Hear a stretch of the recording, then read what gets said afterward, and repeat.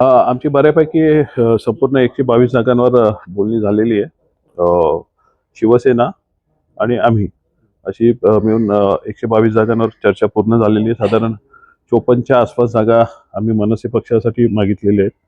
उरलेल्या जागा शिवसेना आणि त्यांचे मित्रपक्ष काँग्रेस, राष्ट्रवादी कोणी असेल असं वाटप करायचं ठरलेलं आहे. आणि त्यात काय कुठल्या प्रकारचा डिस्प्यूट पण या क्षणापर्यंत तरी नाही आहे आणि एकदम चांगल्या मनाने सगळी जुळलेली आहे गणित आमची. काँग्रेसची त्या दिवशी ते लोक येऊन गेली माझ्या ऑफिसला पण वरुणजी सरनाईक असताना. तर त्यांनी काही जागांची डिमांड केलेली, परंतु ते काँग्रेस आणि शिवसेना ऍडजस्ट करेल. आणि जागा वाटपावरनं मला असं वाटत नाही की काँग्रेस भाजपला फायदा होईल अशी काही भूमिका घेईल. त्यामुळे ते एक सकारात्मक दृष्टिकोन घेऊनच इथे निवडणुका लढतील अशी आशा आहे. मी त्यांच्या भूमिकेचा आदर करतो, स्वागत करतो. ही भूमिका त्यांनी घ्यायलाच पाहिजे होती, कारण मागच्या वेळेस पण बहिष्कार उठवा सांगून भाजपने आम्हा गाववाल्यांना फसवलेलं आहे. सर्व त्यांचे उमेदवार कमळावर उभे केले आमचे संघर्ष समितीचे, आणि ते निवडून आल्यावर दिलेली आश्वासनं पुरी केली नाही. 27 गावं नाही बाहेर काढली. 6,500 कोटीचा पॅकेज होता. 665 कोटी पण नाही आले, 6 कोटी पण नसतील आले त्याची.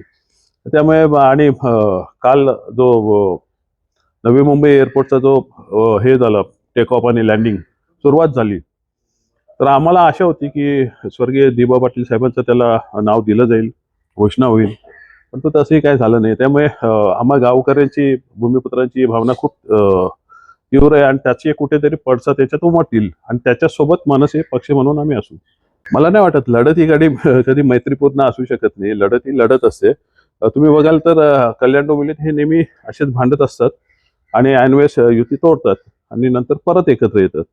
हे 29 तारखेपर्यंत भांडणार, 30 तारखेला यांची युती 100% तुटणार. यादी मी उद्या आज संध्याकाळी फायनल करून उद्या मान्य राजसाहेबांपुढे सादर करणार आहे आणि त्यानंतर ती टप्प्याटप्प्यात पब्लिश करू. निकाल लागला नसताना, त्या पेंडिंग असताना या निवडणुकाच कशा होतात हा एक आश्चर्याचा भाग आहे. एकंदरीतच प्रभाग रचना बघाल तुम्ही, वॉर्डात पण अबगड केलेलं आहे. कुठे, ब कुठे, ड कुठे, कोणाला माहित नाहीये. त्यामुळे सगळा हा निवडणूक आयोगाचा, नगर विकास खात्याचा सगळ्याचा गोंधळ आहे. त्यामुळे हे सगळे भरडले जाणार आहेत.